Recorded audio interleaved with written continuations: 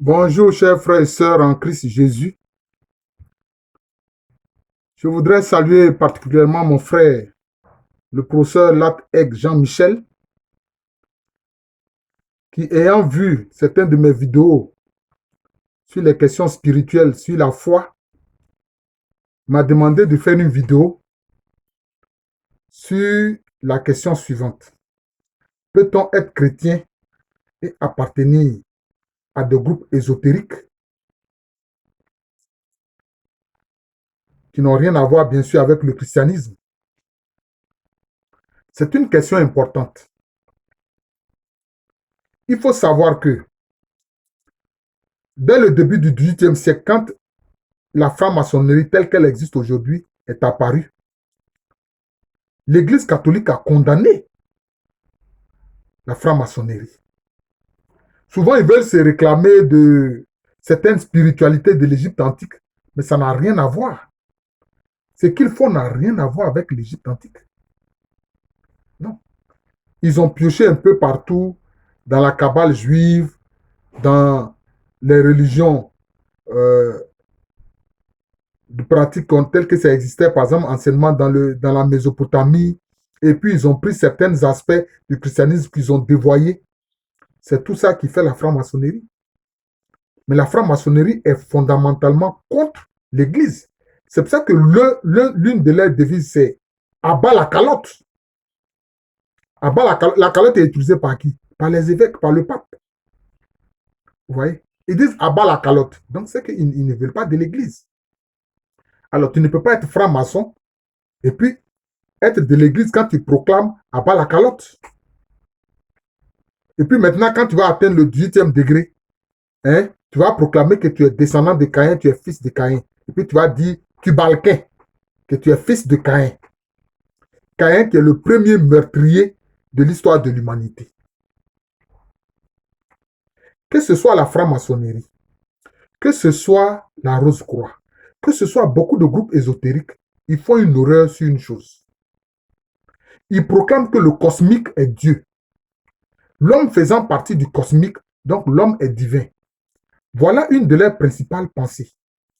Ils disent que l'homme est divin, l'homme n'a qu'à réveiller la divinité, enfin le divin qui est en lui, le divin qu'il est là. Il doit faire en sorte que cela se révèle à lui. Donc les enseignements tournent autour de cela. Je vais vous dire une chose. Si l'homme est divin,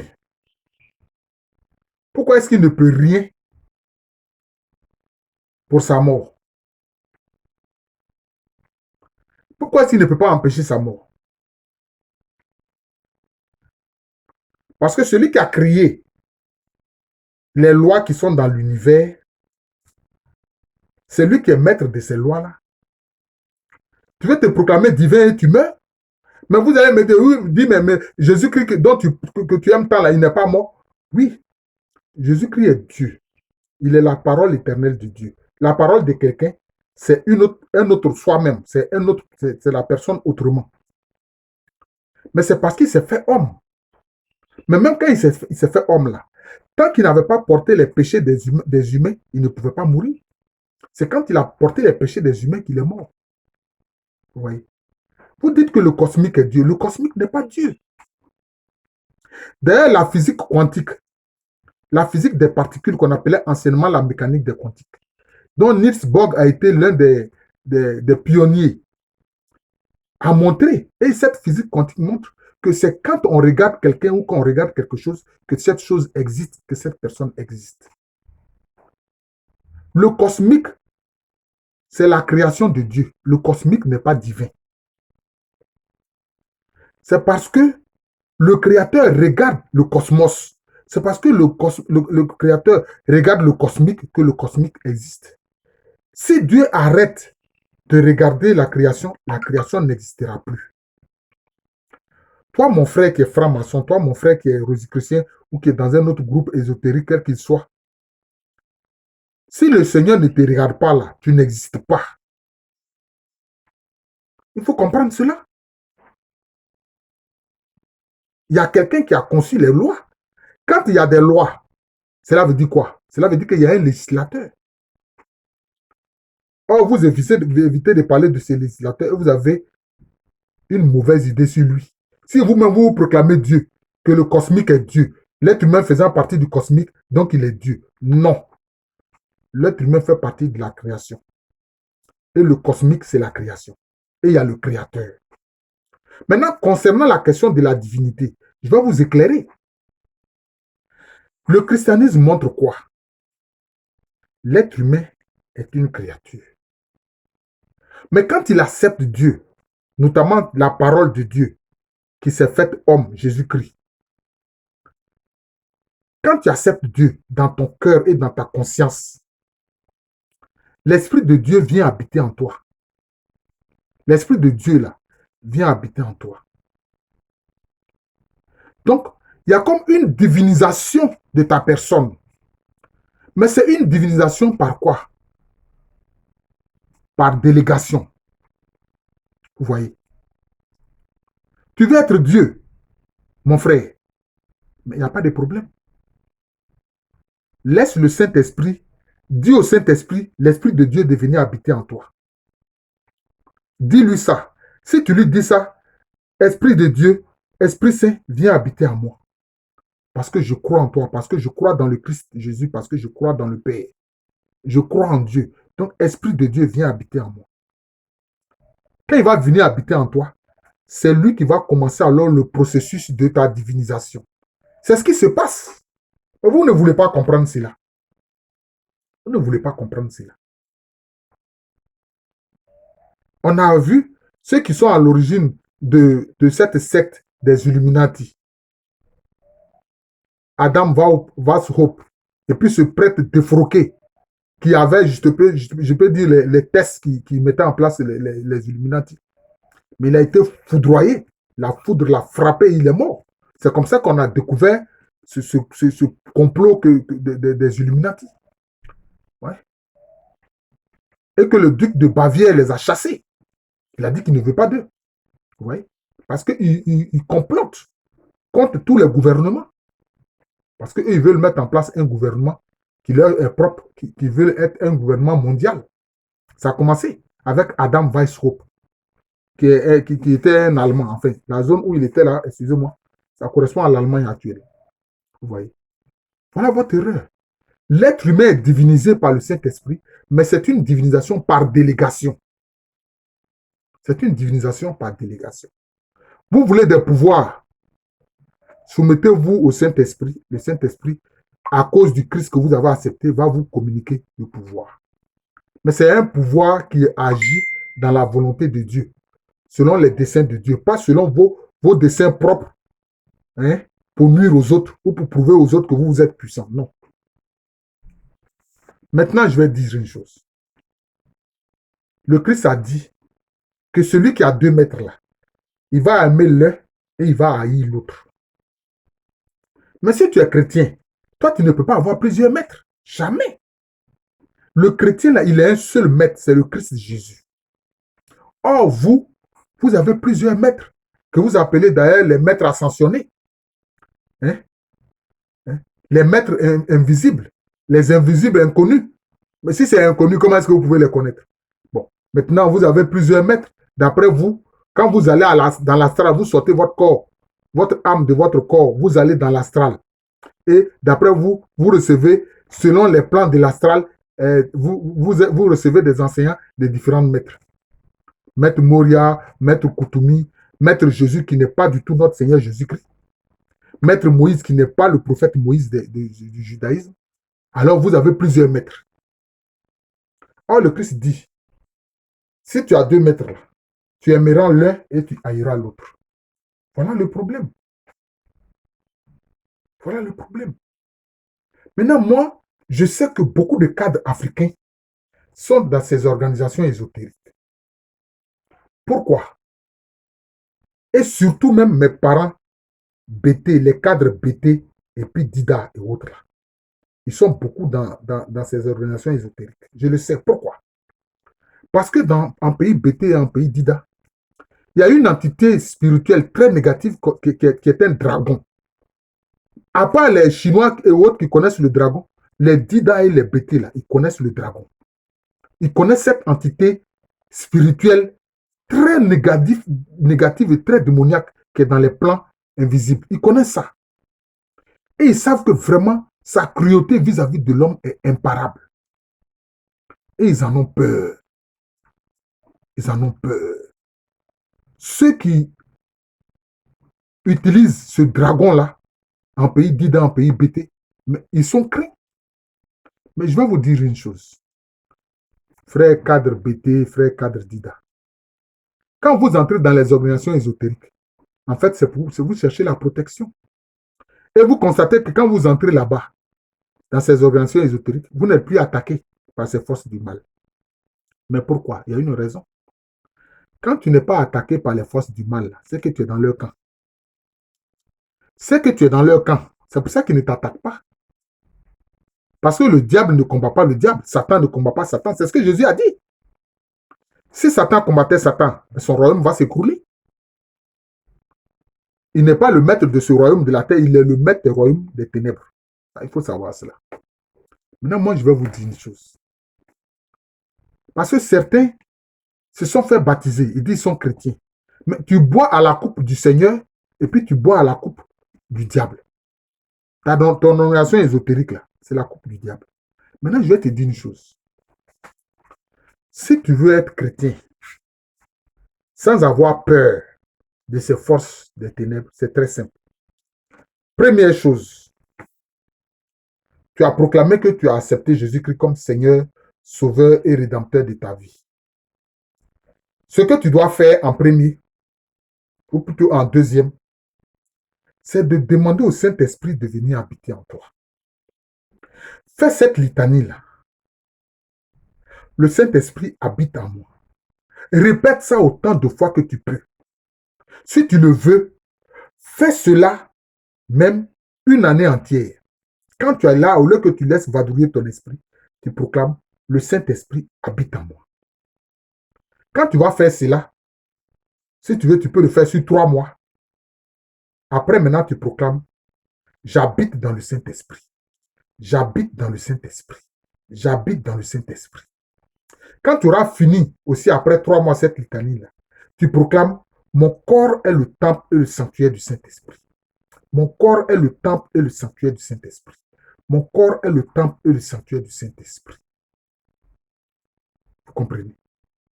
Et vous allez voir, je vous le dis, frères cadres africains, surtout mes frères cadres BT et Dida qui sont dans ces groupes ésotériques, vous allez voir l'efficacité de ce que je vous dis. Quand vous aurez fini ces 3 étapes-là, vous dites maintenant quoi? Jésus-Christ vit en moi et je vis en Jésus-Christ. Jésus-Christ vit en moi et je vis en Jésus-Christ. Jésus-Christ vit en moi et je vis en Jésus-Christ. Faites cette litanie-là aussi pendant 3 mois, voire 6 mois. Quand vous aurez fini, vous proclamez, le Père Céleste a fait en moi sa demeure avec son Fils Jésus. Le Père Céleste a fait en moi sa demeure avec son Fils Jésus. Le Père Céleste a fait en moi sa demeure avec son Fils Jésus. Et puis après, vous dites, j'ai ma demeure dans le Père Céleste avec son Fils Jésus. J'ai ma demeure dans le Père Céleste avec son Fils Jésus. J'ai ma demeure dans le Père Céleste avec son Fils Jésus. Je vous dis la vérité. Quand vous allez faire ces litanies-là, vous allez voir. J'ai fait déjà ce témoignage sur Christ en nous. Que le Seigneur m'épargne toute vanité. Mais je le fais à cause de vous, mes frères, cadres, qui êtes dans les groupes ésotériques et qui êtes dans l'église. Vous ne pouvez pas boire 2 coupes. Quand moi j'ai fait ces litanies-là, je vous dis, il y a quelques années de cela, quand j'étais à Koumassi, dans une première maison, j'étais vraiment embêté par les cambrioleurs, donc j'ai dû déménager. Je suis allé à la Sikoji. Et il fait très chaud dans les maisons de Sikoji parce que le toit est très bas. Et donc j'allais à un kiosque qui était très aéré, l'air circulait, donc je prenais un peu de thé pour recevoir de la fraîcheur. Un jour, il y a un monsieur qui est venu. Il est d'un certain âge. Hein. Il peut même être mon père. Il m'a regardé, il m'a dit, mais Alou, toi, tu n'es pas comme les autres. J'ai dit, comment? Je suis comme tout le monde. Il dit, non. J'ai tenté de te voir dans mon miroir magique. Et il y a une lumière blanche qui a surgi de ton plexus solaire et qui a brisé mon miroir. Quand j'ai reculé, cette lumière qui sortait de ton plexus solaire est devenue rouge. C'est là que j'ai souri et dit non, c'est pas moi. Il dit non, que c'est toi. Il dit non, c'est pas moi. C'est le Seigneur Jésus-Christ que tu as vu. Seulement, il est en moi. Il vit en moi, le Seigneur Jésus-Christ. C'est lui que tu as vu. Voilà. Le rouge et le blanc, là, ça témoigne de son sang et de l'eau qui ont coulé sur son côté sur la croix. Ça témoigne de son corps et de son sang. Le blanc, l'eau, son corps, et puis le rouge, son sang. C'est Jésus-Christ que tu as vu. Vous voyez? C'est lui-même qui m'a dit ça. Vous comprenez? C'est lui-même qui m'a dit ça. Vous comprenez? Donc, si vous faites la litanie que je vous dis, et que vous faites cette litanie, vous mettez votre confiance totale en étant conscient que le Saint-Esprit habite en vous, que Jésus-Christ vit en vous, que le Père Céleste a sa demeure en vous. Vous allez voir. Vous n'avez pas besoin de ces groupes ésotériques là, des prétendus maîtres ascensionnés, etc. Mais c'est parce que vous n'êtes pas attaqué parce que vous êtes dans le camp de l'ennemi, dans le camp du diable. Et quand tu es chrétien, mais tu es attaqué régulièrement par les forces du mal. Parce que c'est comme un match de football. Mais un match de football où l'un cherche à tuer l'autre. Notamment, le diable cherche à tuer les fils de Dieu, les enfants de Dieu. S'il ne t'attaque pas, si le diable ne t'attaque pas, c'est que tu es dans son camp. Moi, je suis régulièrement attaqué par les forces du mal. Mais comme Christ vit en moi, le Saint-Esprit habite en moi, le Père Céleste a sa demeure en moi, je ne crains rien. Je ne crains rien. Vous voyez? Et le Saint-Esprit qui habite en nous, qui fait de notre corps son temple. Je vais vous dire une chose. Avant même que je ne déménage pour venir dans la maison de Sikoji, la villa dans laquelle j'étais, où les cambrioleurs m'emmerdaient, ma pauvre mère, qui était aussi chrétienne, mais comme je suis son enfant unique, elle avait peur. Elle craignait pour ma vie. Parce que quand ils venaient, chaque fois, ils étaient armés. Et qu'est-ce qu'elle a fait? Un jour, elle vient chez moi avec une queue d'un animal. Et puis avec les parfums qu'on vend aux abords des mosquées qu'on appelle Aruna, qui a une très forte senteur. Elle est venue avec, elle dit non, que ça va me protéger des cambrioleurs. Je lui ai dit, maman. C'est comme ça que j'appelle mon père à son environnement. Je ne veux pas de ça. Tu sais que je ne veux pas de ça. Elle n'a pas voulu m'écouter. Elle pleurait. Elle me dit, mais quoi, mais toi, tu ne veux pas m'enterrer. Tu veux que ce soit moi qui t'enterre. Je ne veux pas. Je ne laisserai pas que toi, tu meurs avant moi, etc., etc. Elle ne m'a pas écouté. Elle était venue avec une petite pointe, tout ça, elle allait fixer ça derrière la porte de ma chambre. Et puis, elle a mis la queue là, et puis elle a répandu le parfum dessus. Elle a dit même, voilà, qu'il y a un deuxième flacon de parfum. Comme ça, tu n'auras pas à en acheter. Voilà. Si tu veux, même si ça a fini, tu me dis, moi, mais je vais t'en apporter.